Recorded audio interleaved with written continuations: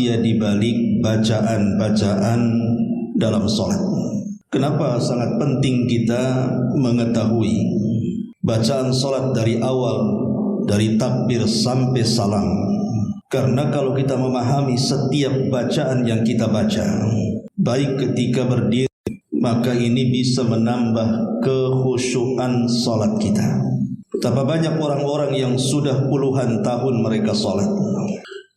Mungkin usia mereka sudah 60, 70 tahun, tapi tidak paham apa yang dibaca. Seolah-olah salatnya itu hanya mengikuti orang saja, atau mengikuti gerakan imam saja. Tentu bagi seorang muslim harus paham kenapa dia salat, dan kenapa kemudian bacaan-bacaan dalam salat itu saja. Tentu ada makna dan rahasia di dalamnya. Inilah pembahasan di malam hari ini. Kita akan menyingkap setiap kalimat di dalam salat kita. Ma'asyiral muslimin wal muslimat rahimani wa rahimakumullah. Tentu pembahasan ini cukup panjang, saya minta sabar karena penting untuk kita bahas masalahnya. Kita tahu bahwa ibadah yang paling penting setelah dua kalimat syahadat adalah salat. Karena salat ini menentukan seluruh amal ibadah yang kita lakukan. Kalau salat kita baik, maka semua amal ibadah yang lainnya dianggap baik. Tapi kalau salat kita buruk dan jelek, maka seluruh amalan yang lainnya pun tidak dianggap oleh Allah Subhanahu wa taala.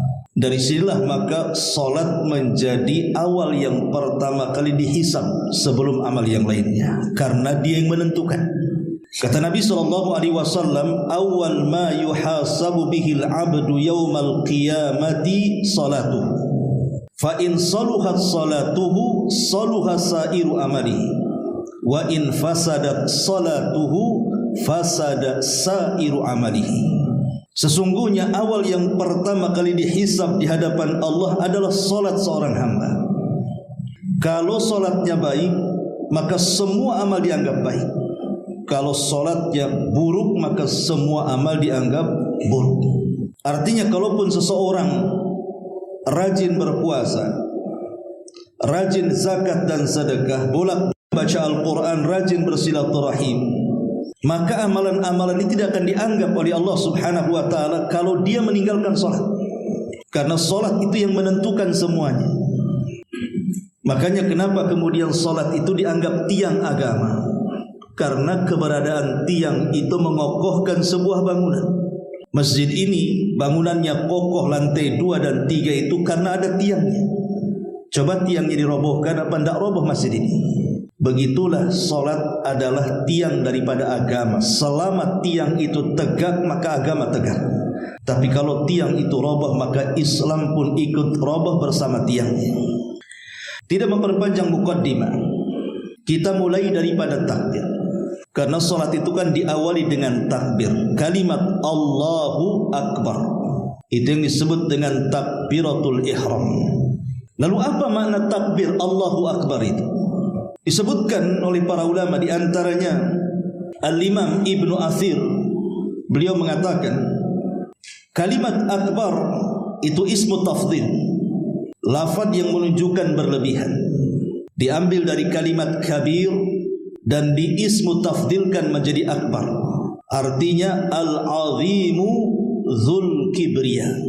Jadi kalimat akbar itu artinya Allah Maha Agung, Maha Besar, pemilik kesombongan.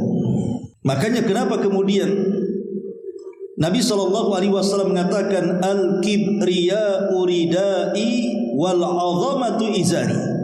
Sifat sombong itu selendangku, kata Allah, dan keagungan itu adalah busana. Faman naza'ani wahidan minhuma adkhaltuhu jahannam.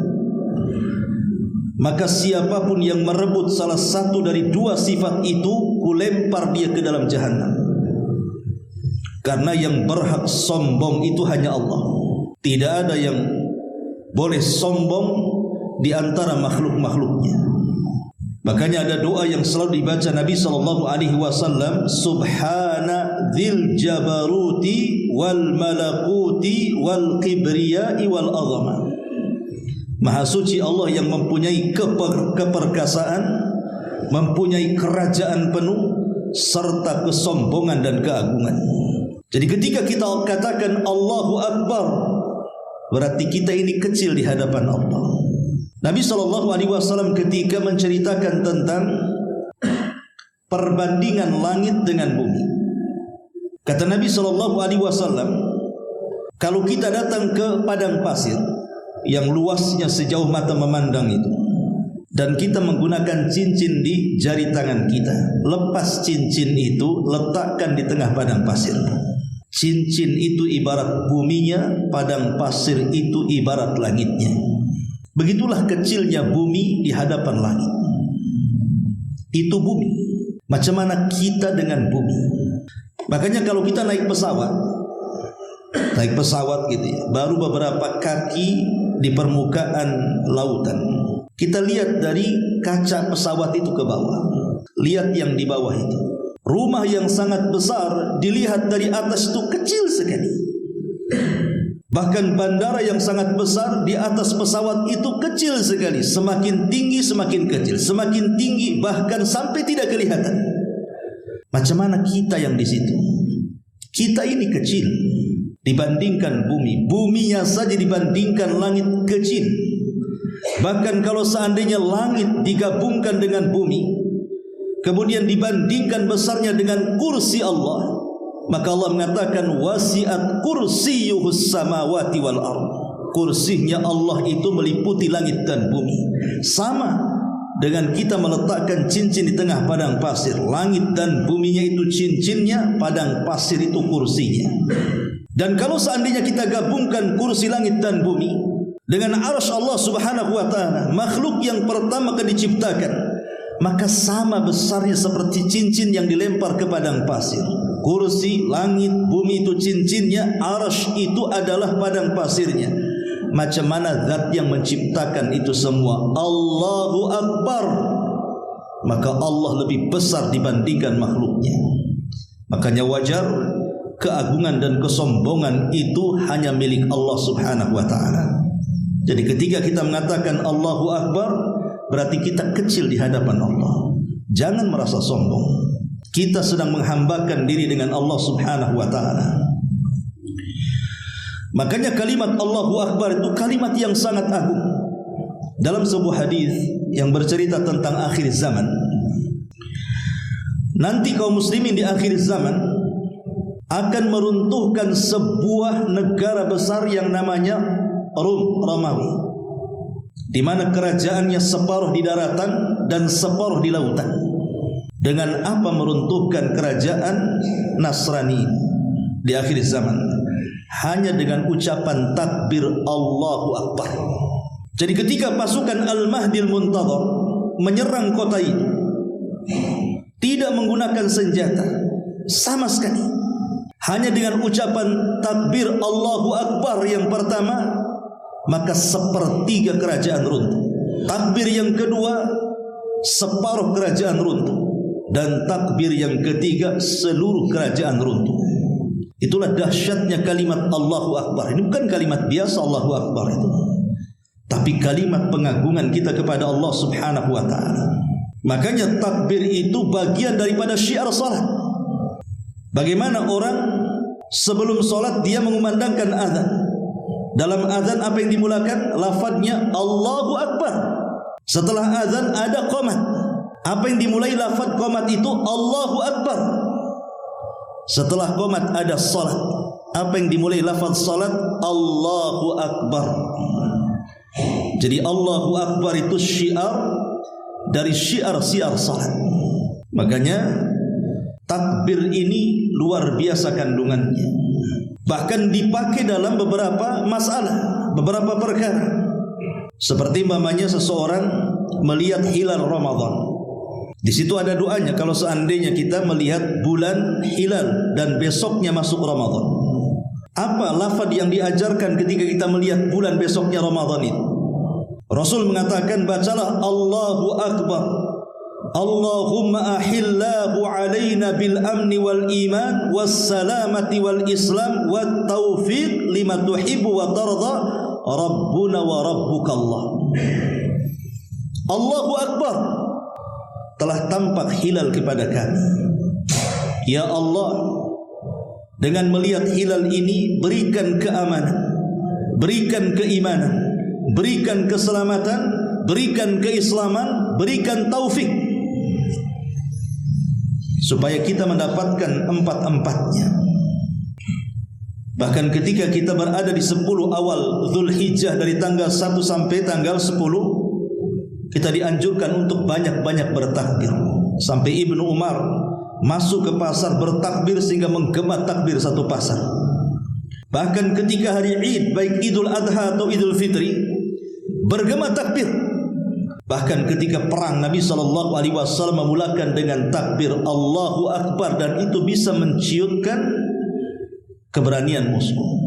Jadi takbir ini bukan lafaz biasa, tapi lafaz yang luar biasa, karena dalamnya sedang mengagungkan Allah Subhanahu wa ta'ala. Saat menyembelih hewan kurban, kita disunahkan untuk membaca Allahu Akbar, Bismillahi Allahu Akbar, Allahumma hadza minka walak, dan begitu seterusnya. Setelah takbir, di situ ada doa iftitah. Doa iftitah, tentu lafaz doa iftitah banyak sekali lafaz yang diajarkan Nabi SAW. Macam-macam lafaz doa iftitah itu. Tapi ada doa iftitah yang disebutkan dalam sebuah riwayat, keluarkan Imam Muslim. Dijelaskan ketika para sahabat berkumpul di masjid. Idh qala rajulun minal qaum, tiba-tiba ada seorang sahabat yang sedang salat. Kemudian dia membaca iftitah Allahu Akbar kabira walhamdulillahi katsira wa subhanallahi bukratan wa asila. Kemudian selepas salat orang ini, Rasul bertanya, manil qail, siapa yang mengucapkan kalimat itu dalam salatnya? Faqala rajulun minal qaum, berkata seseorang yang berdoa kalimat itu dalam doa iftitahnya itu, ana ya Rasulullah, aku wahai Rasul yang membacanya. Maka Rasul mengatakan, ajibtulaha, sungguh menakjubkan kalimat yang kau baca itu. Futihat laha abwabus sama, kalimat itu telah membuka seluruh pintu-pintu dalam lapisan langit. Ketika mendengar ucapan itu, sahabat Ibnu Umar yang berada di dekat Nabi SAW mengatakan, fama taraktuhunna mundu an sami'tu Rasulullah sallallahu alaihi wasallam dzalik. Maka sejak itu aku pun tidak pernah meninggalkan lafaz itu sejak aku mendengar dari Nabi sallallahu alaihi wasallam. Jadi walaupun iftitah itu sunnah, tapi jangan ditinggalkan. Baru setelah doa iftitah, masuk kepada doa atau masuk kepada bacaan Fatihah. Dan ingat, bacaan Fatihah itu rukun. Dan saya nasihatkan, jangan tergesa-gesa membaca Fatihah. Kalau bisa kita belajar membaca Al-Fatihah dengan benar, karena bacaan Fatihah ini yang mempengaruhi seluruh solat kita. Kenapa Rasul sampai Allah mengatakan dalam Al-Quran, inna salata tanha anil fahsya'i wal munkar, sesungguhnya salat itu bisa mencegah perbuatan keji dan kemungkaran. Kalau ada orang mengatakan, Ustaz, ada juga orang yang salat tapi masih berbuat keji, masih berzina, LGBT juga dia, atau masih melakukan kemungkaran, masih suka berdusta, menipu, riba dan yang semacamnya, padahal dia salat, Ustaz. Maka jawabannya, karena dia tidak sungguh-sungguh dalam salatnya ketika membaca surah Al-Fatihah. Ma'asyiral muslimin yang dimuliakan Allah Azza wa Jalla, surah Al-Fatihah ini adalah satu-satunya surat secara lengkap yang pertama kali turun. Maksudnya lengkap ya, satu surat. Kalau tidak lengkap ya bukan Fatihah. Yang pertama kali turun ya surah Iqra bismi rabbikal ladzi khalaq dalam masalah kenabian, kemudian Al-Mudaththir, ya ayyuhal mudaththir dalam masalah kerasulan. Tapi kan hanya 5 ayat saja, tidak secara lengkap. Tapi surah Al-Fatihah ini kalau kita ditanya surat apa yang pertama kali turun secara lengkap, maka kita katakan Fatihah. Tapi kalau tidak lengkap, Ya kita katakan ala-ala kemudian Al-Mudaththir. Sama dengan surat yang terakhir turun secara lengkap adalah surah An-Nasr. Idza jaa nasrullahi wal fath. Tapi kalau tidak lengkap ya Al-Baqarah. Fattaku yauman turja'una ila Allah. Artinya bahwa surat ini secara lengkap adalah yang pertama kali turun kepada Nabi SAW dan menjadi rukun daripada rukun-rukun salat. Bahkan tidak sah salatnya kalau tidak membaca Fatihah. Makanya Fatihah itu selalu dibaca setiap rakaat. Kalau surat kan sunnah saja. Terkadang dibaca hanya rakaat pertama dan yang kedua kalau isya mungkin ya. Kemudian rakaat ketiga yang keempat tidak perlu baca surat. Atau kalau maghrib baca surat pada rakaat pertama dan kedua, tapi rakaat ketiga tidak. Tapi kalau Fatihah menentukan sah dan tidaknya salat. Jadi kalau orang itu salat, dia baca surah Al-Baqarah, dia baca surah Al-Imran, bahkan seluruh surat dalam Quran dia baca, tapi tidak baca Fatihah, tidak sah salatnya. Tapi kalau orang salat tidak ada satupun surat yang dibaca, hanya Fatihah saja. Pamanya salat Isya tadi, antum salat pamanya rakaat pertama Fatihah, rakaat kedua Fatihah, rakaat ketiga Fatihah, rakaat keempat Fatihah. Tidak ada surat yang dibaca, sah salatnya sah. Karena bacaan Quran itu sunnah hukumnya, tapi Fatihah itu rukun. Makanya Fatihah ini luar biasa. Ada perkataan Imam Ibnul Qayyim rahimahullahu taala yang sangat bagus sekali. Ketika dia membahas tentang Madarijus Salikin, dalam kitabnya Madarijus Salikin fi iyyaka na'budu wa iyyaka nasta'in. Bacaan Fatihah ini memiliki kandungan yang luar biasa. Pertama, dalam Fatihah ini diajarkan oleh Allah Subhanahu wa taala tentang amal-amal hati yang 3. Ingat, amal hati itu menentukan amal badan. Kalau amal hati tidak ada, maka percuma amal badan. Dan rukun amal hati itu ada 3. Pertama, perasaan cinta. Yang kedua, perasaan takut. Dan yang ketiga, perasaan harap. Perasaan cinta disebutkan di dalam Al-Quran. Allah mengatakan, Qul in kuntum tuhibbunallaha fattabi'uni yuhibbukumullah. Katakanlah, jika kamu benar-benar mencintai Allah, ikutilah aku. Niscaya Allah akan mencintai kamu dan mengampuni dosa-dosamu. Adapun perasaan takut, Allah katakan dalam surah Al-Anbiya 49, alladzina yakhshawna rabbahum, orang-orang yang takut akan azab Rabb mereka. Alladzina yakhshawna rabbahum bil ghaibi wa hum minas saati musyfiqun. Sedangkan mereka tidak melihatnya dan mereka merasa takut akan tibanya hari kiamat. Adapun perasaan harap, Allah sebutkan dalam surah Az-Zumar 53, Qul ya ibadiyalladzina asrafu ala anfusihim la taqnatu min rahmatillah innallaha yaghfiru dzunuba jami'a innahu huwal ghafurur rahim. Wahai hamba-hambaku yang melampaui batas terhadap diri mereka sendiri, janganlah kamu berputus asa dari rahmat Allah. Sesungguhnya Allah mengampuni dosa-dosa semuanya. Sungguh Dia Maha Pengampun lagi Maha Penyayang. Baik, kita jabarkan sedikit. Kenapa kita harus memiliki 3 perkara dalam salat ini? Pertama, cinta. Melaksanakan salat jangan karena keterpaksaan, tetapi tanamkan cinta. Sebab kalau ibadah dikarenakan cinta, maka pasti dia akan sungguh-sungguh untuk meraihnya. Antum kalau cinta sama istri, apapun yang diminta istri pasti dikasih. Itulah perasaan cinta yang membangun kesungguh-sungguhan dalam ibadah. Yang kedua, perasaan harap. Bahwa dalam salat kita ini kita berharap kita diampuni dosa-dosanya. Berharap bahwa dengan salat ini membawa pahala besar. Berharap dengan salat itu menghilangkan seluruh kesusahan. Bahkan berharap dengan salat ini kita mendapatkan jannatul ma'wa, surga yang dijanjikan Allah Subhanahu wa taala. Sehingga ketika ibadah ada harapan, maka betul-betul kita akan mendapatkan kehusyuan. Sama seandainya analoginya seperti ini. Bekerja sama saya akan kasih gaji 1 hari 1 juta. Pasti Anda akan bekerja sungguh-sungguh dengan khusyuk, tanpa ada CCTV pun pasti bekerja. Karena harapannya setelah bekerja mendapatkan uang 1 juta setiap hari, kali sebulan 30 juta. Begitulah kalau ada harapan dalam ibadah itu sorga, maka kita akan sungguh-sungguh meraihnya. Kemudian yang ketiga, al-khauf, perasaan takut. Takut kalau solatnya ditolak, takut kalau solatnya tidak diterima, takut kalau solatnya ini menjadikan diazab oleh Allah Subhanahu wa taala. Karena Allah mengatakan fawailul lil musallin, celaka bagi orang yang salat. Orang salat saja dianggap celaka. Ya, karena alladzina hum an salatihim sahun, karena dalam salatnya lalai dan juga melakukan riya. Dari mana kita ambil perasaan cinta, harap dan juga takut itu? Dari bacaan Al-Fatihah ayat pertama, 2 dan 3. Memang menjadi perselisihan ulama apakah Bismillahirrahmanirrahim itu bagian dari Al-Fatihah atau tidak. Imam Syafi'i mengatakan bagian daripada Al-Fatihah, tapi ulama yang lainnya tidak. Al-Fatihah itu bagian dari Bismillahirrahmanirrahim itu bagian daripada surah An-Naml dan disunahkan dibaca setiap membaca Quran.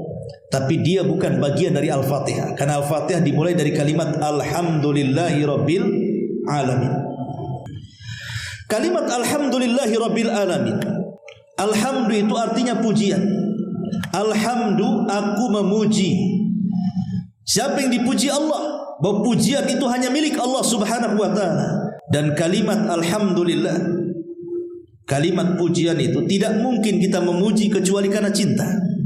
Orang kalau sudah cinta pasti memuji, tapi orang kalau benci pasti mencela. Ketika kita kemudian mengucapkan Alhamdulillahi Rabbil Alamin, itu tanda cinta kita kepada Allah Subhanahu wa ta'ala dengan cara memujinya. Karena orang cinta harus memuji. Tanda benci dia mencela. Makanya lihat kalau ada orang yang melakukan kesalahan dan orang yang melakukan kesalahan itu kita sangat mencintainya, tetap saja kita tutupi kesalahannya. Karena pujian itu menganggap semuanya indah di hadapannya. Dan kalimat Alhamdulillah ini kalimat ajaib, dibaca semua manusia, dibaca semua makhluk, dibaca penduduk dunia, penduduk sorga. Coba kita lihat, kalau ada orang sehat kita katakan bagaimana kondisimu, maka dia mengatakan Alhamdulillah saya sehat. Kita datang kepada orang sakit, macam mana kondisimu? Orang sakit mengatakan Alhamdulillah sudah mulai sembuh. Kita katakan kepada orang miskin, bagaimana kondisi? Alhamdulillah masih bisa makan. Kita katakan kepada orang kaya, macam mana kondisi? Alhamdulillah bisnis lancar. Alhamdulillah diucapkan orang sakit, orang sehat, orang miskin, orang kaya. Bahkan penduduk sorga juga mengatakan Alhamdulillahilladzi hadana lihadza wa ma kunna linahtadiya laula an hadanallah. Bahkan semua makhluk mengucapkan kalimat itu. Wa im min kulli syai'in illa yusabbihuna bihamdi walakin la tafqahuna tasbihahum. Tidaklah segala sesuatu yang diciptakan Allah, baik gunungnya, baik langitnya, baik buminya, baik lautannya, baik tumbuh-tumbuhannya, baik binatang-binatangnya, bebatuannya, yang padat dan yang cairnya, semua mereka bertasbih. Bagaimana cara tasbihnya? Bihamdi, mengucapkan Alhamdulillah. Kalau Allah takdirkan kita mendengar suara pohon pisang bertasbih kepada Allah, maka kita akan mendengar pohon pisang mengatakan Alhamdulillah. Kalau seandainya tiang-tiang masjid diperdengarkan bagaimana tasbihnya dia kepada Allah, maka kita akan mendengar tiang itu mengucapkan Alhamdulillah. Dan begitu seterusnya. Kalimat Alhamdu adalah pujian dan tidak mungkin terucap kecuali karena kecintaan. Kemudian Allah mengatakan Ar-Rahman Ar-Rahim. Ar-Rahman Ar-Rahim ini sifatnya cuma satu dari kalimat rahmat. Cuman bedanya kalau Ar-Rahman mencakup mukmin dan kafir, kalau Rahim itu khusus bagi orang-orang yang beriman. Ar-Rahman ini umum. Lihat orang-orang kafir yang kufur, yang melakukan kesyirikan dan kekufuran kepada Allah Subhanahu wa ta'ala, tetap Allah kasih makan mereka, tetap Allah kasih kesehatan kepada mereka. Bahkan mereka lebih kaya dibandingkan kita. Itu rahmannya Allah kepada mereka. Tapi hanya setakat dunia.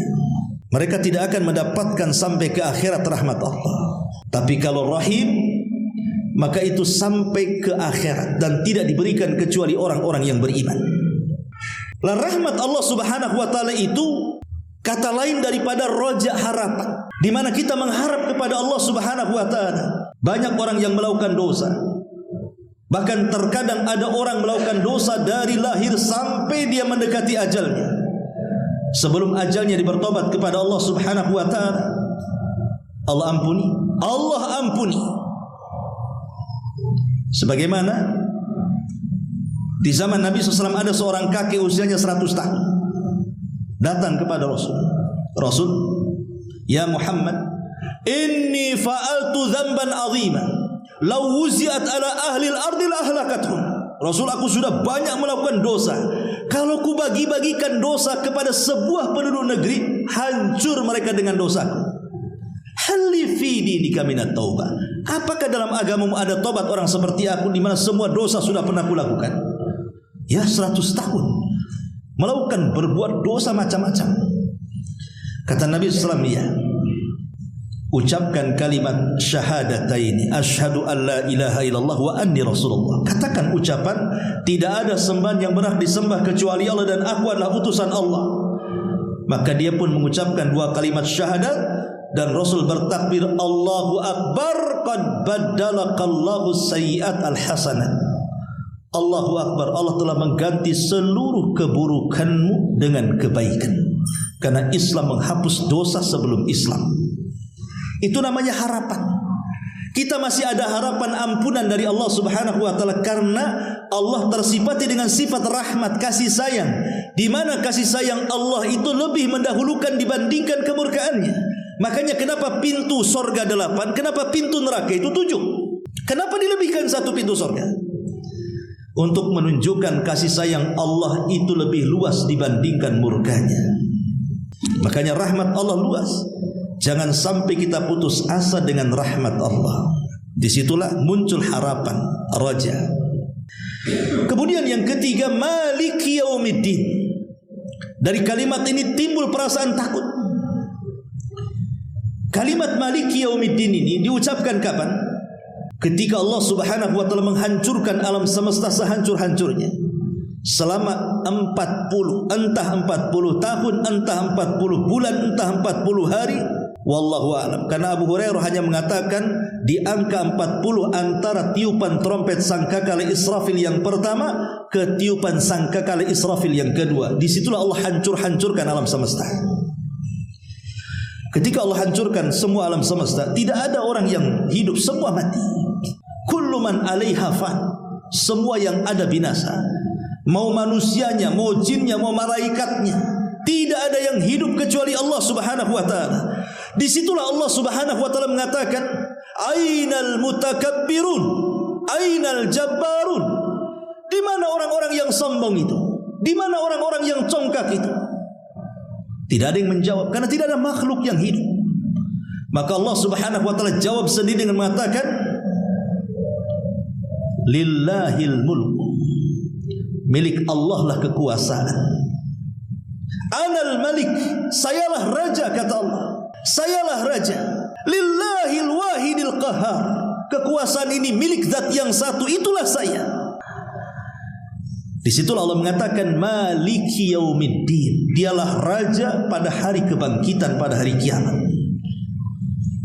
Kalau kita tahu dia raja, dia sanggup menghancurkan alam semesta, dia sanggup mewafatkan jin, manusia dan para malaikat, tertanam perasaan takut kepada Allah Subhanahu wa taala. Karena Allah bisa saja melakukan apapun kepada kita hambanya. Maka di sini kita diajarkan 3 kalimat, namanya usulul ibadatil qalbiyah, namanya rukun ibadah hati. Itu ada 3. Tertanam perasaan cinta, tertanam perasaan takut, dan tertanam perasaan harap. Harus ada pada setiap ibadah, ditanamkan 3 perkara ini. Kemudian yang kedua, dalam surah Al-Fatihah ini kita diajarkan oleh Allah Subhanahu wa taala dalam surah Al-Fatihah ini tentang bagaimana caranya kita mengenal Allah dengan 3 tauhid. Kemudian diajarkan cara beribadah kepada Allah Subhanahu wa taala dengan cara meminta pertolongan kepadanya. Ketika Allah Subhanahu wa taala mengatakan iyyaka na'bud, hanya kepadamu kami beribadah. Kalimat ini tidak diletakkan di awal ayat. Tapi kalimat ini diletakkan di tengah ayat, di tengah surat. Kenapa? Karena tidak mungkin seorang hamba langsung menyembah kalau dia tidak kenal siapa yang disembah. Makanya Allah Subhanahu wa taala dahulukan dengan kalimat alhamdulillahirabbil alamin, Ar-Rahman Ar-Rahim, maliki yaumiddin, baru iyyaka na'bud. Apa maknanya? Alhamdu artinya tauhidul uluhiyah. Segala puji itu hanya milik Allah. Itu artinya tauhid uluhiyah, di mana seluruh ibadah kita, pujian kita tidak diserahkan kecuali kepada Allah. Kemudian Rabbil Alamin, di sini ada maknanya tauhid rububiyah dari kalimat Rabb. Rabb itu artinya kita meyakini Allah yang menciptakan kita, kita yakini Allah yang mengatur kita, kita yakini Allah yang menguasai kita. Allah pencipta alam semesta, Allah penguasa alam semesta, Allah pengatur alam semesta. Itu nama makna daripada Rabb. Rabbul Alamin, Rabb semesta alam. Berarti alam ini yang menciptakan Allah, alam ini yang mengatur Allah, alam ini yang menguasai Allah. Disitulah bentuk rububiyahnya. Setelah menyebutkan uluhiyah, kemudian beralih kepada rububiyah. Setelah menyebutkan rububiyah, beralih kepada asma dan sifatnya, nama-nama Allah dan sifatnya. Ar-Rahman, Ar-Rahim, itu nama dan sifat Allah. Namanya Ar-Rahman, Ar-Rahim, sifatnya rahmah. Begitu juga Maliki Yaumiddin. Kalau kita sudah mengenal tiga tauhid ini, uluhiyah, rububiyah dan asma dan sifat, berarti kita telah mengenal Allah. Setelah kita mengenal Allah, iyyaka na'bud, mulai kita beribadah kepada Allah Azza wa Jalla. Mungkinkah kita bisa beribadah kepada Allah Subhanahu wa taala tanpa pertolongan Allah? Mustahil. Makanya ayat setelahnya Allah mengatakan wa iyyaka nasta'in. Hanya kepadamu kami meminta pertolongan, karena tidak mungkin kita beribadah tanpa pertolongan Allah. Makanya ada istilah para ulama, lan yuta'a illa bi'idni wa lan yu'sa illa bi'ilmi. Allah tidak mungkin ditaati kecuali dengan izinnya, dan Allah tidak mungkin dimaksiati kecuali dengan pengetahuannya.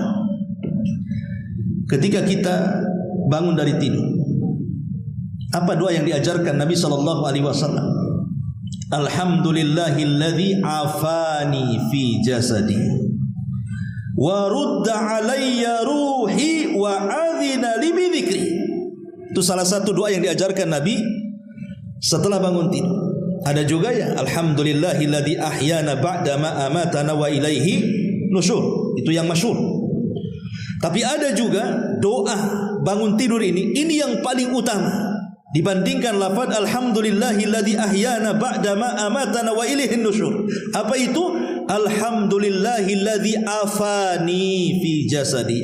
Alhamdulillah ya Rabb, habis bangun tidur, Engkau sudah memberikan kesehatan kepada jasad. Aku masih diberikan hidup, masih diberikan kesehatan. Wa rudda alayya ruhi, dan Kau kembalikan ruhnya yang Kau terbangkan ketika tidur, Kau masukkan lagi ke dalam jasad. Aku dihidupkan kembali. Betapa banyak orang yang tidur tidak bangun lagi karena ruhnya tidak dikembalikan. Kita bersyukur ruhnya masih dikembalikan dan kita masih hidup dan bisa bangun dari tidur. Kemudian wa adzina li bidzikri, dan telah mengizinkan aku untuk terus mengingat nama. Semua karena izin. Ada orang yang duduk di masjid, mushaf di depan, di etalase. Yang duduk ini bisa baca, bisa tulis, bisa membaca Quran. Kenapa dia duduk bengong? Kenapa dia tidak mengambil Quran kemudian baca Quran? Karena dia belum diizinkan Allah. Kalau diizinkan Allah pasti dia ambil Quran, dia baca. Kenapa banyak orang yang mendengar suara azan, bahkan hayya 'alas shalah dipanggil-panggil, yuk kita salat. Lebih daripada itu hayya 'alal falah dipanggil supaya menang, enggak mau menang juga. Enggak mau juga ke masjid karena belum diizinkan Allah. Kalau diizinkan Allah pasti dia langkahkan kakinya ke masjid. Betapa banyak orang yang melihat orang-orang yang fakir, yang susah, butuh uluran tangan, tidak juga dibantu sama kita. Ya karena belum diizinkan Allah. Kalau izinkan pasti bantu. Lan yuta'a illa bi'idni. Allah tidak ditaati kecuali karena izin Allah itu sendiri. Makanya dari sini ibadah tidak mungkin dilakukan kecuali wa iyyaka nasta'in, kecuali kita minta pertolongan kepada Allah. Kalau bukan pertolongan Allah, tidak mungkin Anda hadir di majelis muhajirin di sini. Pasti Anda akan di rumah.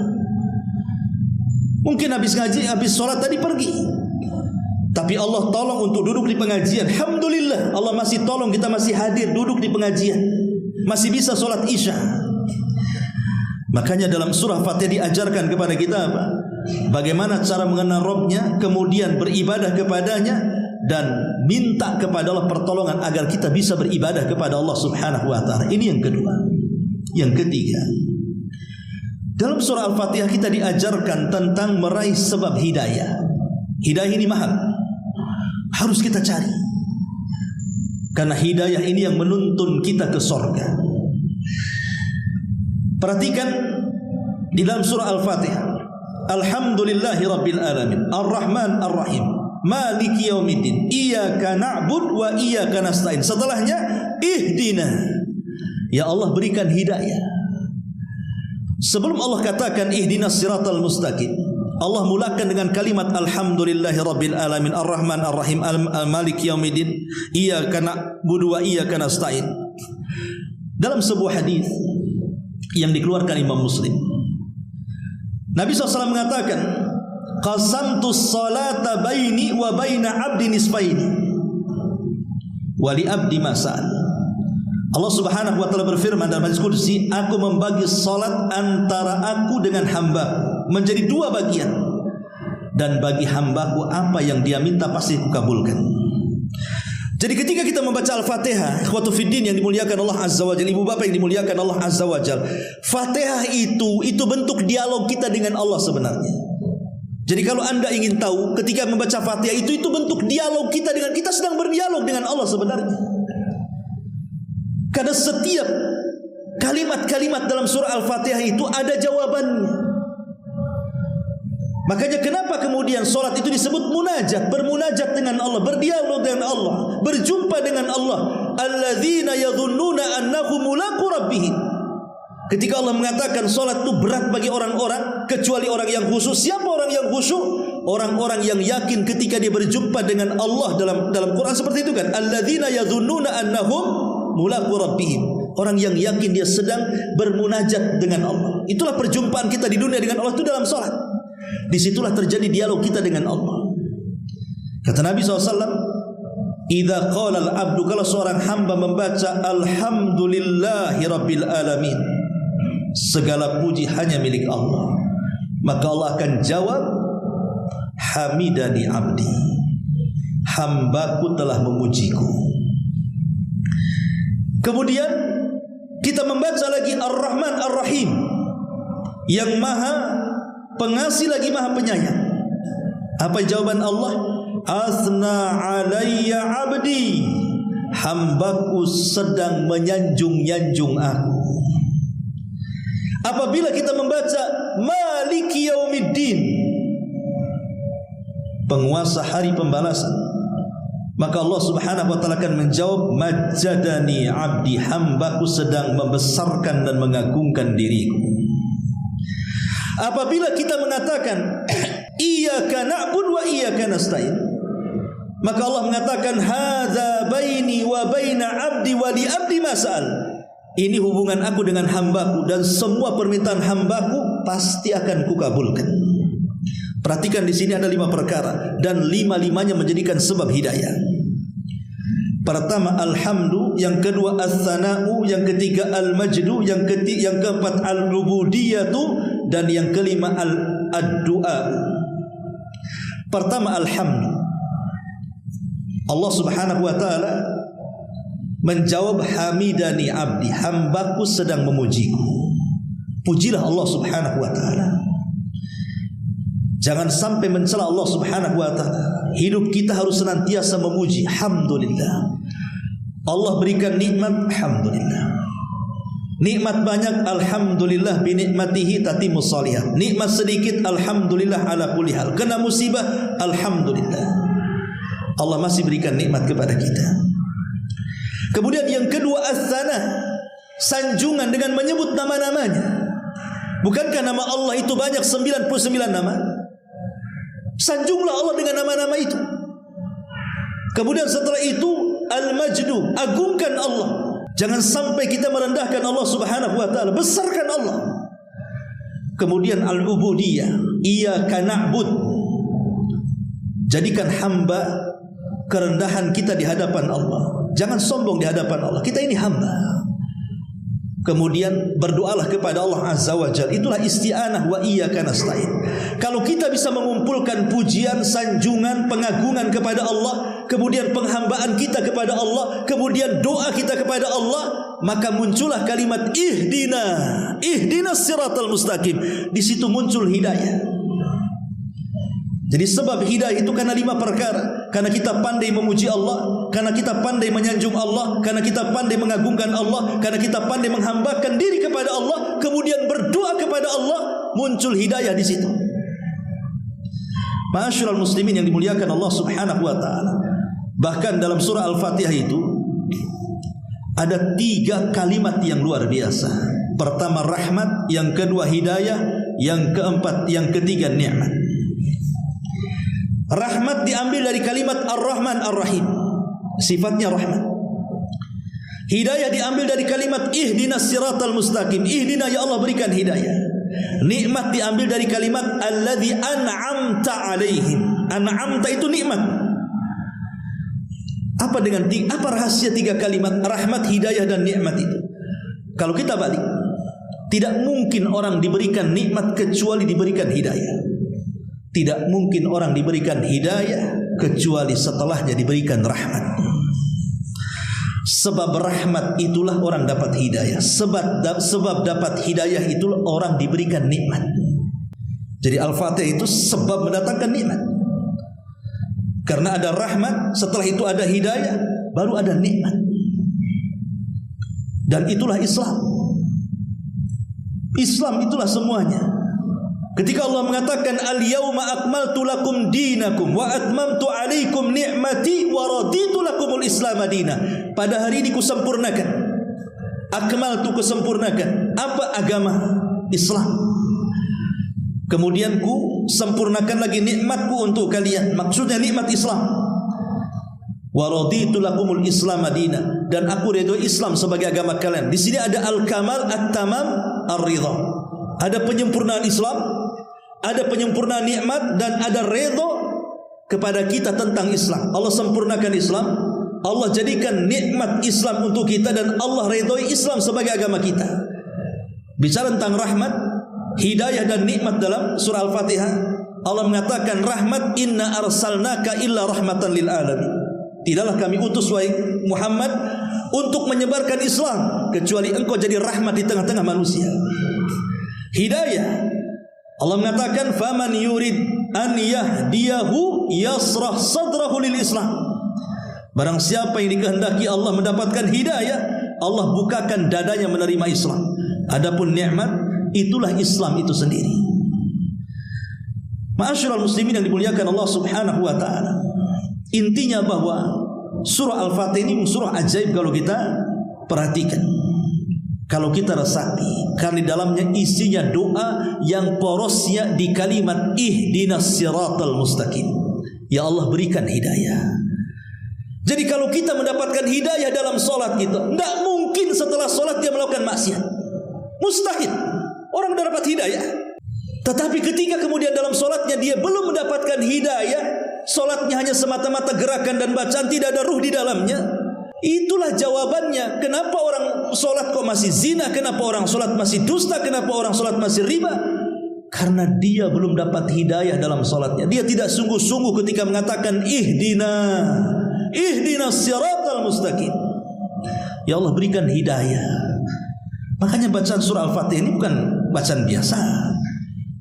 Harus betul-betul memahami isi kandungannya supaya tidak tergesa-gesa. Makanya saya heran kalau ada orang bacaan Fatihah satu nafas, tarawih 30 rakaat 10 menit atau 5 menit, semana tuh baca Fatihahnya? Orang dolin, nggak paham deh isinya tuh, atau dolin saja. Gimana akan dapat hidayah dia? Bacaan Fatihahnya nggak jelas. Pada setiap kalimat ada jawabannya. Ma'asyiral muslimin yang dimuliakan Allah Subhanahu wa taala. Itu kalau cerita Fatihah, kalau kita kembangkanlah panjang lebar. Ada 100 faedah dari surah Al-Fatihah diambil dari kitab Madarijus Salikin fi iyyaka na'budu wa iyyaka. Ini hanya sedikit saja. Kemudian masuk kepada bacaan ruku. Dalam bacaan ruku ada kalimat tasbih, subhana rabbiyal azim. Subhana rabbiyal azim. Apa makna subhana rabbiyal azim? Subhan itu artinya tasbih. Kita sedang membersihkan Allah Subhanahu wa taala dari seluruh hal-hal yang bisa mengurangi Allah Subhanahu wa taala. Kita bersihkan Allah dari hal-hal yang menyerupainya atau yang menyekutukannya atau sebagai tandingannya. Allah itu zat yang Maha Esa, tidak ada yang serupa dengan Dia, tidak ada sekutu dengan Dia, tidak ada tandingan bagi Dia. Dan kita bersihkan Allah dari seluruh cacat dan sifat-sifat yang tercela yang tidak layak bagi Allah Subhanahu wa taala. Adapun Al-Azim, Al-Imam Al-Asbahani mengatakan al-azamatu sifatun min sifatillah la yakumula khalqun wallahu khalaqa bainal khalqi azamatan yu'azzimu biha ba'dhuhum ba'dha. Sifat kalimat al-azim diambil dari kalimat azam, artinya keagungan. Kita sedang mengagungkan Allah dalam ruku kita, karena Allah itu keagungan yang mutlak, tapi manusia itu nisbi keagungannya. Terkadang ada orang yang diagungkan karena kekayaannya saja, atau diagungkan karena kekuasaannya saja, atau diagungkan karena mungkin dia memiliki ilmu, atau mungkin diagungkan karena memiliki kedudukan. Hanya itu saja. Tapi Allah keagungannya mutlak. Semua bagi Allah itu agung, baik kekuasaannya, baik zatnya, baik sifatnya, dan begitu seterusnya. Jadi ketika kita mengatakan subhana rabbiyal azim, betul-betul kita mengagungkan Allah. Makanya saat ruku itulah seluruh kesalahan kita yang di bahu kita akan rontok. Karena ada dua kondisi di mana dosa-dosa kita akan dirontokkan saat sholat. Pertama kondisi ruku, dan yang kedua dalam kondisi sujud. Dalam sebuah hadis yang dihasankan Syekh Albani rahimahullahu ta'ala, ketika sebelum sholat Allahu Akbar itu Allah letakkan dosa kita di pundak dan di kepala. Ketika kita sedang ruku, dosa kita yang di pundak berjatuhan. Ketika sedang sujud, dosa di kepala berjatuhan. Makanya ketika dia selesai sholat, maka dosa-dosanya diampuni. Makanya kenapa di dua tempat ini kita harus khusyuk dan tumanina. Pertama saat ruku, jangan tergesa-gesa. Di situ Allah sedang mengampuni dosa kita. Dan yang kedua saat sujud, jangan tergesa-gesa. Tumanina, khusyuklah saat sujud, karena di situ dosa kita sedang dirontokkan. Kata Nabi SAW, ara'aitum, bagaimana pendapat kalian, kata Rasul, in kana fi babi ahadikum naharun, kalau di depan rumah kalian ada sungai yang jernih sekali, kemudian kalian mandi sehari 5 kali, bukankah akan membersihkan kotoran di badanmu? Kata sahabat, tentu wahai Rasul. Begitulah salat. Apabila kita melaksanakan salat 5 waktu sehari, zuhur, asar, maghrib, isya dan subuh, maka itu bisa membersihkan dosa seperti kita mandi 5 kali, membersihkan kotoran, dan 5 kali solat membersihkan dosa kita. Kapan dibersihkan dosa? Saat solat dalam kondisi ruku dan sujud. Situlah dosa kita rontok di situ. Makanya ketika ruku dan sujud betul-betul sungguh-sungguh, jangan asal-asalan. Sampai Rasul kalau ruku tuh, kalau diletakkan bejana di sini, itu tidak akan tumpah. Makanya tangan kenapa diletakkan di lutut? Supaya rata nih, ya, bahu nih. Sebab kalau diletakkan di betis, maka dia akan doyong seperti ini. Kalau diletakkan di paha, maka akan terangkat seperti ini. Kalau di betis, baru dia begini, tumanina. Pegang betis, jangan paha ataupun pegang lutut, jangan betisnya, atau jangan pahanya, karena itu yang bisa meratakan punggung kita.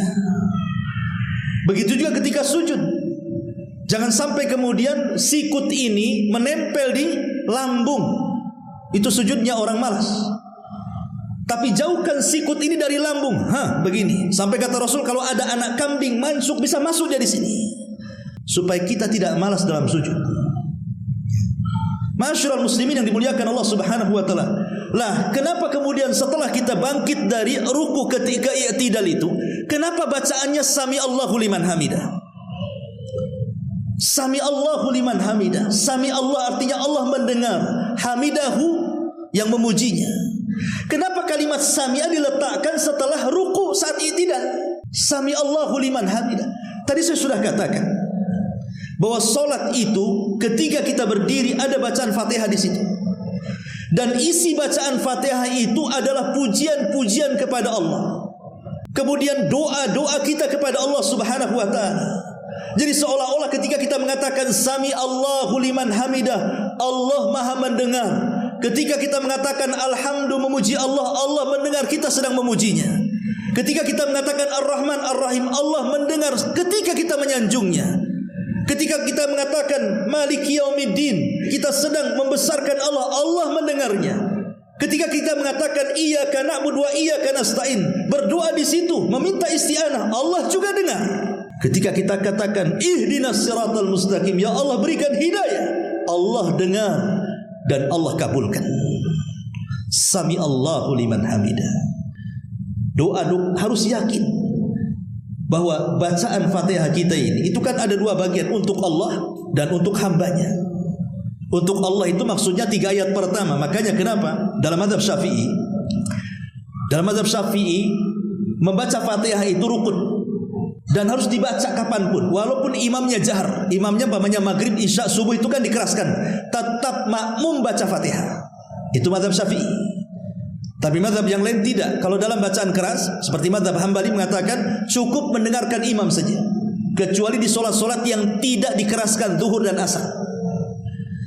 Yang saya ingin katakan dalam mazhab Syafi'i itu, kalau seandainya orang telat solat nih, jadi masbuk nih, masbuk ya, kemudian kita baca Fatihah, Allahu Akbar, Bismillahirrahmanirrahim, Alhamdulillahirabbil alamin, Ar-Rahman Ar-Rahim, Maliki Yaumiddin. Tiba-tiba imam ruku, kemudian kita ruku, maka dianggap dapat 1 rakaat. Kenapa? Karena hak Allah sudah terpenuhi.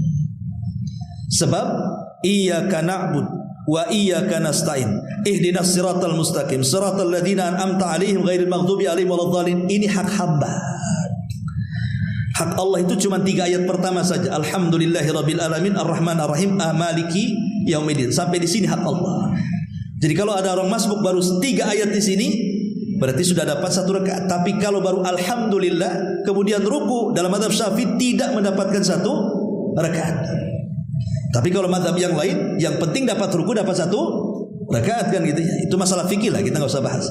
Tapi yang jelas bahwa kenapa kalimat itu yang dipilih Sami Allahu liman hamidah? Ya, karena kita harus punya keyakinan saat kita mengucapkan kalimat Sami Allah mendengar, berarti ucapan bacaan Al-Fatihah tadi Allah dengar. Doa-doa kita Allah dengar, permintaan hidayah kita Allah dengar, dan kita berharap Allah mengabulkannya, dan pasti Allah mengabulkannya kalau kita sungguh-sungguh memintanya.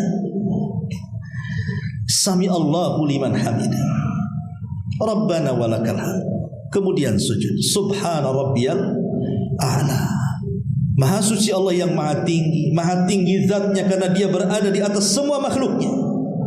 Maha tinggi kedudukannya sebab hanya kepunyaan dia segala sesuatu secara sempurna. Maha tinggi Allah atas kekuasaannya sebab dia maha kuasa atas segala makhluk-makhluknya. Subhana rabbiyal a'la. Inilah kesempatan manusia untuk meluapkan masalah-masalah hidupnya saat sujud. Tentu yang saya sarankan adalah ketika sholat sunnah. Sebab kalau sholat wajib kan tidak ada kesempatan. Rata-rata kalau imamnya agak cepat sujudnya, mungkin kita hanya bisa membaca bacaan yang wajib saja, Subhana rabbiyal a'la kan. Tapi kalau dalam sholat sunnah kan Anda bisa melama-lamakan sujudnya.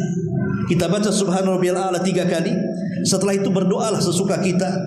Uraikan permasalahan hidup kita dalam sujud ini. Entah Anda sakit minta disembuhkan, entah Anda ekonominya minta dilancarkan, entah rumah tangganya berantakan minta diuraikan, dan begitu seterusnya.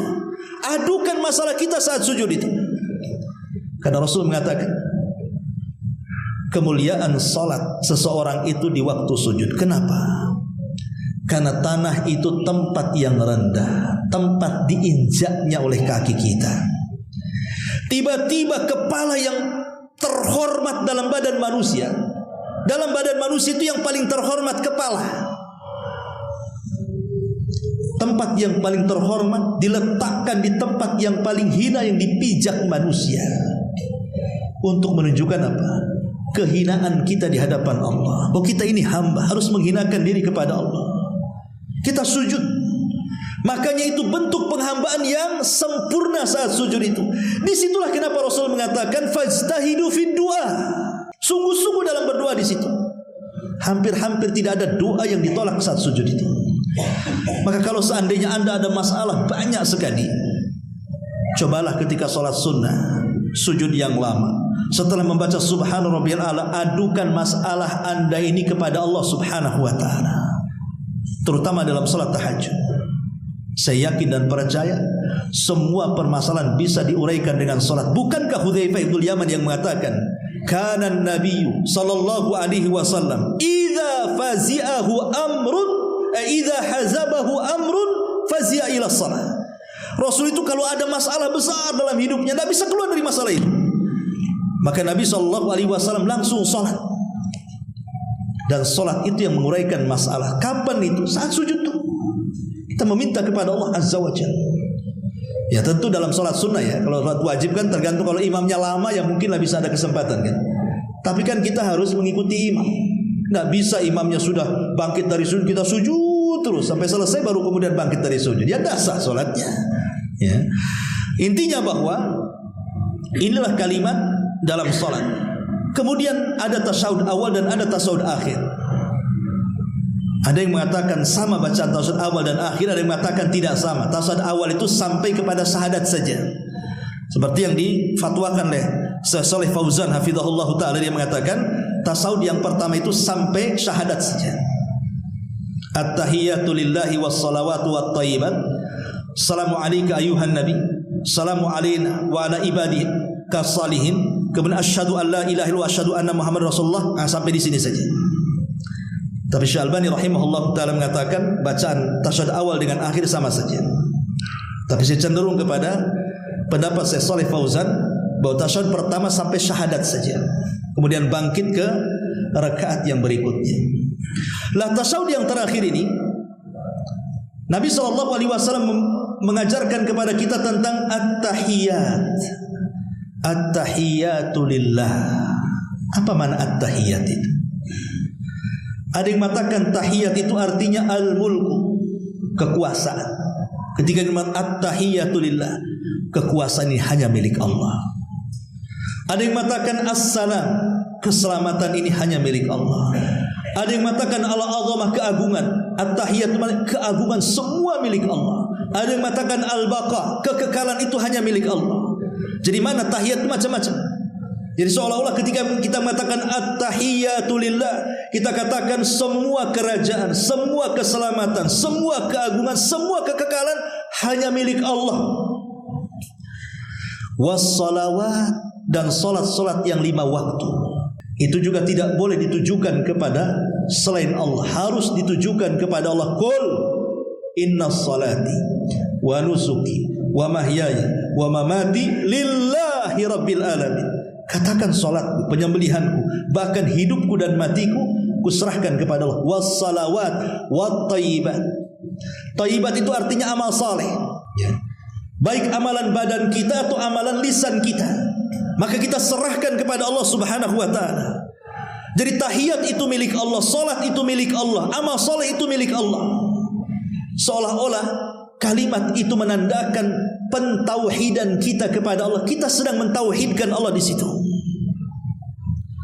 Baru setelah kita membaca at-thayyibatu lillah, baru kita ucapkan salam. Assalamu alayka ayyuhan nabi. Ini kan kalimat mukhatab, ikhwan. Keselamatan bagimu wahai Nabi. Apakah Nabi hidup di hadapan kita sehingga kita menyapa dia? Sehingga ada sebagian ulama mengatakan diganti lafaznya dengan assalamu ala nabi, bukan assalamu alayka ayyuhan nabi, karena kalimat ayyuha itu orangnya di depannya masih hidup. Tapi ulama mengatakan itu hanya lafaz saja. Boleh assalamu ala nabi, boleh assalamu alayka ayyuhan nabi. Kan alayka kepadamu, seolah-olah orangnya di depannya. Boleh dibaca dua-duanya. Tapi apa sih maknanya? Kenapa kita disuruh mengatakan assalamu alayka ayyuhan nabi? Begini ikhwatu fiddin. Dalam solat itu ada 2 perkara. Kalau solat kita ingin diterima, lakukan 2 perkara. Pertama, tanamkan keikhlasan. Yang kedua, mutaba'atur rasul. Tanamkan ittiba, mencontoh Nabi. Keikhlasan ditanamkan dalam salat saat berdiri. Iyyaka na'budu wa iyyaka nasta'in. Itu keikhlasan. Kemudian ittiba, disilah kalimat ittiba, assalamu alayka ayyuhan nabi. Seolah-olah kita katakan, kalau bukan engkau wahai Nabi, tentu kami tidak salat, bahkan tidak beriman pun.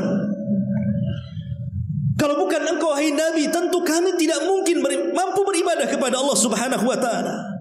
Jadi kalimat assalamu alayka ayyuhan nabi, di sini ada tuntutan kalimat sallu kama raaitumuni usalli. Salatlah kalian sebagaimana kalian melihat aku salat.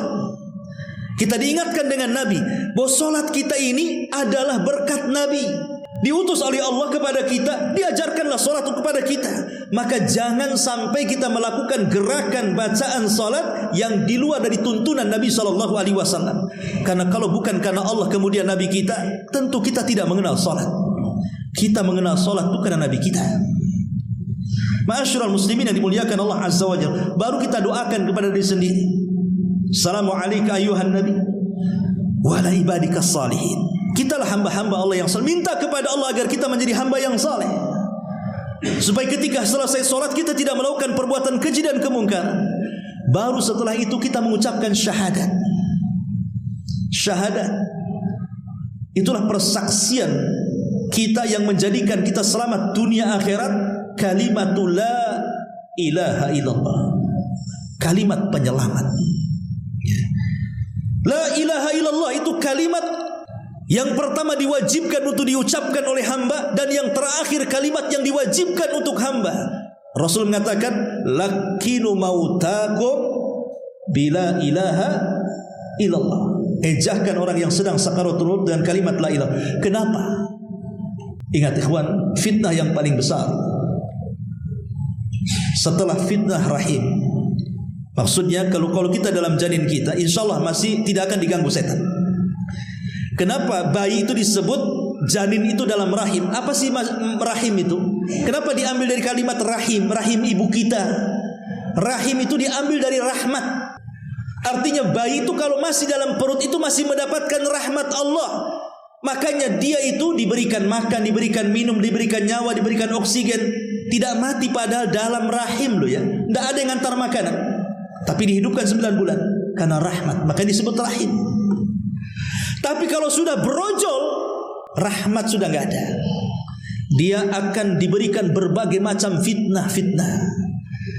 Makanya nanti setelah kita membaca syahadat, kita dituntut untuk, ini hukumnya sunnah, tidak wajib, berlindung dari 4 perkara kan. Allahumma inni a'udzubika min adzabi jahannam wa min adzabil qabri wa min fitnatil mahya wal mamat wa min fitnati syarril masihid dajjal. Di sini ada kalimat dari fitnah kehidupan dan kematian. Itulah ketika orang brojol ke dunia, maka dia dihadapkan dengan 2 fitnah. Pertama fitnah kehidupan, dan yang kedua fitnah kematian. Fitnah kehidupan macam-macam. Kita akan diberikan sakit, sabar enggak dengan sakit kita? Kita akan diberikan kefakiran, sabar enggak dengan kefakiran kita? Kita akan diberikan dengan berbagai masalah. Mungkin manusia memfitnah kita, menggibah kita, membuli kita, merendahkan kita. Sabar enggak menghadapinya? Itulah fitnah kehidupan. Setiap manusia pasti diuji. Ahasiban nas an yutraku an yaqulu amanna wa hum la yuftanun. Apakah manusia mengira setelah mengatakan kami beriman mereka tidak diuji? Bahkan mereka akan diuji oleh Allah Subhanahu wa taala. Wa nabluukum bisyarri wal khairi fitnah. Tetap mereka akan diuji baik dengan nikmat atau dengan musibah. Dua-duanya ujian bagi manusia. Tapi yang paling berat bukan ujian kehidupan, tapi ujian saat kematian. Itu paling berat. Kenapa? Karena setan iblis khususnya, kalau melihat ada orang yang sedang sakaratul maut, maka dia akan kerahkan bala tentaranya, dia akan kerahkan pasukannya untuk menyerang orang yang sedang sakaratul maut. Jangan sampai dia husnul khatimah, buat dia sakaratul maut su'ul khatimah. Itu yang paling bahaya. Dengan cara apa? Diberikan banyak was-was. Was-was yang sangat banyak dalam otak yang orang yang sedang sakaratul maut itu. Boleh jadi dimasukkan perasaan bahwa dia mendengar di sana ada tukang sihir tertentu atau dukun tertentu. yang bisa menyelamatkan saya. Pokoknya kalau ada siapapun yang bisa menyembuhkan saya, entah dia dukun, entah tukang sihir, saya siap diobati. Padahal dia menjelang sakaratul maut dibuat was-was seperti itu. Kalau ada pikiran seperti itu, dia mati, berarti mati di atas kesyirikan. Makanya kenapa Allah mengatakan hatta idza balagatit taraqi wa qila man raq. Ketika nyawa sampai di tenggorokan, Allah katakan apa? Wa qila man raq. Siapa yang bisa meruqyah dia? Enggak ada yang bisa meruqyah dia, enggak bisa mengobati dia. Kalau nyawa di sini pasti mati. Makanya kemudian dia teringat, siapa yang bisa meruqyah dia? Setan datang, ada yang bisa meruqyah kamu. Kemudian diberikan was-was dan mengatakan, enggak apa-apalah, mau dukun mau apa, kalau bisa menyembuhkan saya silahkan. Makanya di situ orang yang mentalkin itu menghilangkan was-was, lakinu mautakum bila ilaha illallah. Ejahkan kepada orang mati yang sedang sakarat itu kalimat la. Kalau dia sampai mengatakan la, tidak, artinya dia menolak was-was syaitan. La ilaha, tidak ada sembahan yang berhak disembah illallah kecuali Allah. Dia tolak semua was-was itu. Kalau dia sampai mengucapkannya, man kana akhiru kalamihi la ilaha illallah dakhalal jannah. Siapa yang akhir ucapannya kalimat la ilaha illallah, pasti masuk surga. Itulah syahadat. Ya. Baru di situ ada solawat. Dan ingat bahwa lafaz solawat terbaik adalah solawat Ibrahimiyah. Lafaz solawat itu banyak, tapi lafaz solawat, kalau ingin kita bersolawat sungguh-sungguh kepada Rasul, gunakan solawat yang ada pada tasyahud. Allahumma salli ala Muhammad. Lafaz Bukhari ya. Allahumma salli ala Muhammad wa ala ali Muhammad kama sallaita ala Ibrahim wa ala Ibrahim innaka Hamidum Majid. Allahumma barik ala Muhammad wa ala ali Muhammad kama barakta ala Ibrahim wa ala ali Ibrahim innaka Hamidum Majid. Ini riwayat Bukhari.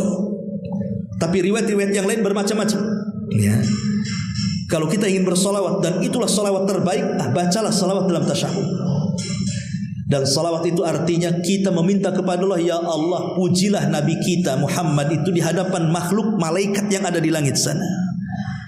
Dan kalau kita sampai bersalawat 1 kali, maka Allah akan bersalawat 10 kali kepada kita. Jadi kalau kita katakan Allahumma salli ala Muhammad, kita katakan ya Allah, pujilah Nabi Muhammad di hadapan makhlukmu di langit, di hadapan para malaikat sana, maka Allah akan sebut-sebut nama kita di hadapan para malaikat 10 kali pujian, padahal kita meminta kepada Allah untuk memuji Rasul 1 kali. Setelah itu Allah akan puji kita 10 kali di hadapan para malaikat. Bayangkan kalau Allah memuji kita di hadapan para malaikat. Jangan cerita malaikat, kalau Raja Salman saja memuji kita, kemudian di YouTube-kan viral, bangga gak antum tuh? Banggalah Raja Salman muji-muji saya, satu dunia tahu. Ini yang muji bukan Salman, bukan Pak Prabowo. Yang muji yang menciptakan makhluk-makhluk di bumi. Maka jangan remehkan salawat. Ya. Ma'asyiral muslimin yang dimuliakan Allah Azza wa Jalla, baru di situ ada doa meminta 4 perlindungan. Allahumma inni a'udzubika min adzabi jahannam. Kita berlindung jangan sampai terkena azab jahannam. Wa min adzabil qabri, berlindung kepada jangan sampai mendapatkan azab kubur. Wa min fitnatil mahya wal mamat, berlindung jangan sampai terkena fitnah kehidupan dan kematian. Dan yang terakhir, fitnah yang paling besar sejak diciptakan Adam sampai dikiamatkan, fitnah min syarri fitnatid dajjal. Seburuk-buruk fitnah adalah fitnah dajjal. Jangan sampai diperjumpakan dengan dajjal. Dan dipastikan kalau kita berjumpa dengan dajjal, pasti kita akan jadi pengikut mereka. Dan riwayat ada tambahan, minal kufri wal faqri. Kita berlindung dari kekufuran dan kefakiran. Berlindung kepada Allah. Jangan sampai kita kufur. Makanya kita sholat, karena sholat itu pembeda kita dengan orang kafir. Supaya kita jangan kufur sholat. Rasul yang mengatakan al-ahdu bainana wa bainahumus salatu faman tarakaha faqad kafar. Perbedaan kita dengan orang kafir sholat. Siapa yang meninggalkannya kafir dia. Fakiran, karena fakir itu juga menyebabkan kekufuran. Betapa banyak orang fakir bekerja untuk orang fakir, lupa dengan kehidupannya karena mencari makan, lupa hadir di majelis ilmu, lupa segalanya. Makanya kefakiran ini bisa menjadikan kekufuran. Kita berlindung juga. Dalam riwayat juga Rasul berlindung minal ma'sam wal maghram, dari perbuatan dosa dan hutang. Sampai Ummu Salamah mengatakan, ya Rasulullah, apakah anda punya hutang? Sehingga engkau berlindung senantiasa dalam solatmu sebelum salammu, Allahumma inni a'udzubika minal ma'tham wal maghrab. Kata Rasul, bukan begitu hai Ummu Salamah. Karena orang yang hutang itu, kalau dia bicara pasti dusta, kalau dia berjanji pasti khianat, kata Rasul. Orang hutang kan gitu kan. Kalau dia ngomong pasti dusta. Kapan bayar? Tak ada duit, padahal duit banyak. Dalam besok saja dia janji, pas besok tak mau dibayar juga. Itulah orang hutang, kalau ngomong dusta, kalau dia janji khianat. Makanya Rasul berlindung dari itu. Baru kemudian Rasul mengucapkan salam, Assalamualaikum warahmatullah. Assalamualaikum warahmatullah. Dan ini hanya dipercepat saja karena waktu. Wallahu a'lam. Subhanakallahumma bihamdika asyhadu an la ilaha illa anta astaghfiruka wa atubu ilaik. Allahu ta'ala alam. Assalamualaikum warahmatullahi wabarakatuh.